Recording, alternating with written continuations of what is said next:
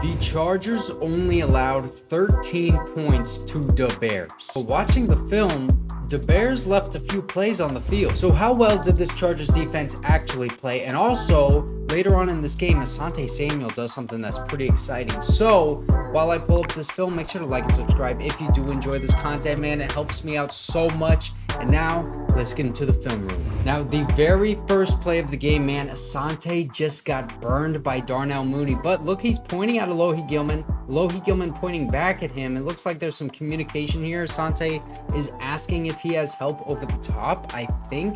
And then you see that he just gives up the sideline. So he's going with this outside leverage because I think Alohi probably told him, look, I can't help you over the top. This is a deep shot. I'm tracking the ball right here, and it's pretty good coverage until the last second where Darnell Mooney separates and gets that huge catch to start off the game. And if you looked right over here, there's that flag because he was actually interfering with him on this play. You could see he's holding on to that left arm by Darnell Mooney right there. He was like hooking it, and then that little extra separation. So he even got that big catch on him while he was interfering on this play. But this communication at the very beginning is what I'm more interested in because I don't know if he was asking for help or if he just didn't know if he had him one-on-one or what was going on. Either way, it was a big play given up by Asante, man. And in this game, it was the emergence of Joey Bosa for the first time this season, tossing away this guard like a tiny animal, splitting between the guard and the center and then diving at the quarterback's legs. Joey Bosa looks like a full-on barbarian on this play, man, and he is back into his form. Hopefully he can keep that up. But look at this play from this angle because I want to highlight again, like in my last video, Kenneth Murray.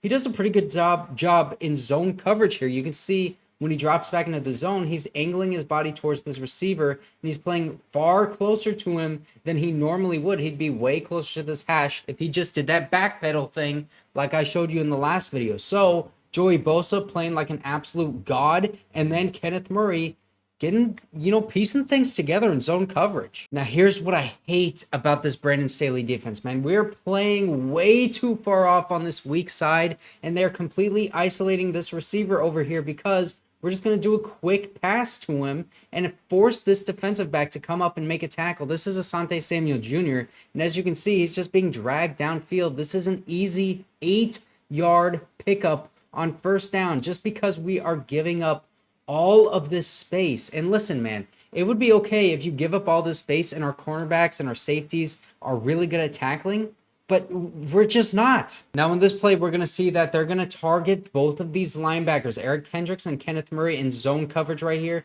Fake the handoff. Eric Kendricks came up, and now he's going to have to backpedal right here. And look at Tyson Bagent. His eyes are over on this side of the field, and Kenneth Murray should be way deep and try to pick this man up. Derwin James is playing too far over here as well because he's playing this robber position, trying to take away the middle of the field. That's his responsibility in this kind of formation, this kind of play call by the defense.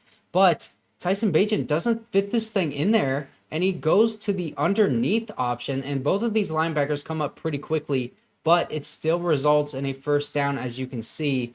But it would have been an even bigger play for the Bears if he fit that thing over Eric Kendricks and into this easy, this man is wide open in the middle of the field. Yesterday, we talked about Kenneth Murray being really good in run defense. Eric Kendricks is really good too. This guard is trying to get that double team block, climb to the second level and get Eric Kendricks, but he just puts that hand on him and then has the patience and the ability to secure the tackle before that running back gets through that hole. This is good linebacker play, good run defense, just filling up that gap. And then Asante Samuel Jr. coming up with the run defense too on the outside, just in case this running back just went up to this outside, man. This is a good run defense. Now we got man coverage on this defense, and it's just a theme that they are attacking the linebackers. You can see this is the man coming across the field. Eric Kendricks picks him up, and Tyson Bagent with pressure off this edge is just going to throw this ball right over Eric Kendricks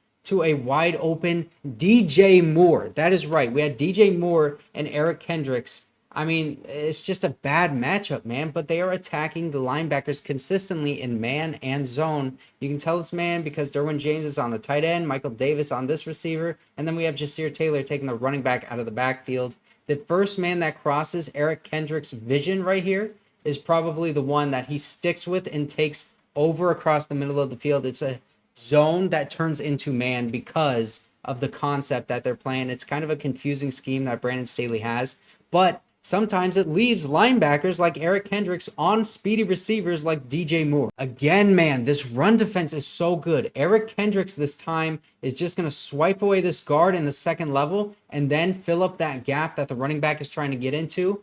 Tackle right at the line of scrimmage, man. And then the gang all coming in to secure that tackle, get the dog pile on the running back. I love this gang tackling, and Eric Kendricks is hype, man. I love it. Chargers get beat here, man. There's no other way to put it. We have DJ Moore going deep and then towards this outside, and then this receiver is just going to do a straight fly route. And as you can see, Michael Davis has to stop right here and pick up this receiver going towards the outside, going towards the sideline, and that leaves Derwin James with this receiver who just, boom, drops that ball in the end zone, man. That is a missed touchdown. Not a great pass by Tyson Bagent, but you should have caught that one. And you can see Derwin James just gets his eyes caught in the backfield right here, right now. And instead of looking at this receiver and trying to find his assignment, he's just looking in the backfield, looking at the quarterback, and he just misses this man. It's just entirely on Derwin James, in my opinion, the way that this is meant to be played. And you can see Michael Davis, before this ball even lands, he's pointing back at this receiver down here where I'm at and saying, look, that was my assignment because he went down and I have to get the underneath man towards the sideline. You're the one that is supposed to be getting the over-the-top route. As you can see, Michael Davis is with him this whole way. As soon as this man starts crossing over here, takes him off and then points, says, hey, Derwin, you got to get this man. But Derwin is keeping his eyes in the backfield, man. I think he's trying to read the eyes of the quarterback.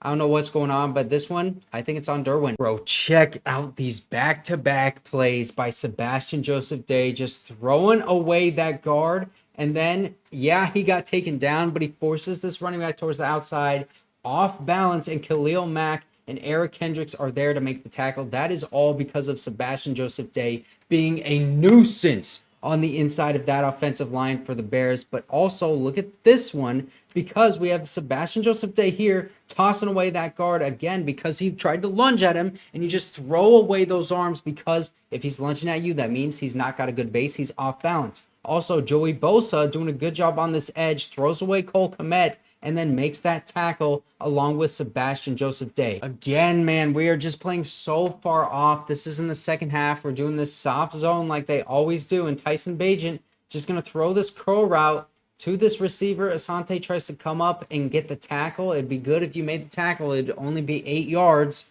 but he misses the tackle, and then DJ Moore gets some yak after this play. Man, this soft zone makes me want to yak. This is awful. I hate seeing this. This is free yardage for the offense. Okay, what do you think I'm going to say here? Same kind of concept. We just have this receiver going towards the outside, but this time Asante does a really good job of reacting and going straight down the field to try to get that tackle, try to get there before the ball does. So he's starting to play with a little more of a...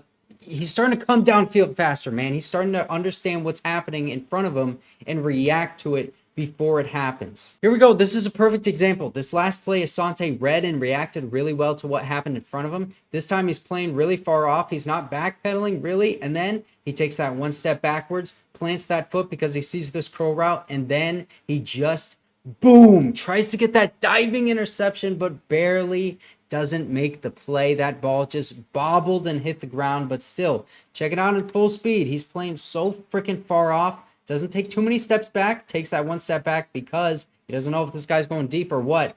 Sees he's doing a curl route, flies down the field and tries to get that interception, but he broke up the pass, man. Now, this is interesting right here. We have Derwin James in this robber role, which means that he's just taken away the middle of the field. Michael Davis is playing press coverage against this receiver, which is where he's better suited to play. And then Alohi Gilman is going to be the single high safety here. And as you can see, Michael Davis lets this man go by him. I don't know if he was expecting safety help or what, but as you can see, as he gets up, he's going to point, basically kind of like looking at Derwin and pointing, but Derwin is not really even looking at him. I'll move my face cam so you can see, but this is the second or third time in this game that Michael Davis has looked at Derwin James after the play, and they've had some sort of communication error. I don't think this one's on DJ because obviously he has taken away this middle of the field. If he's not here and playing deep to give Michael Davis help on this deep route, Cole Kmet is wide open.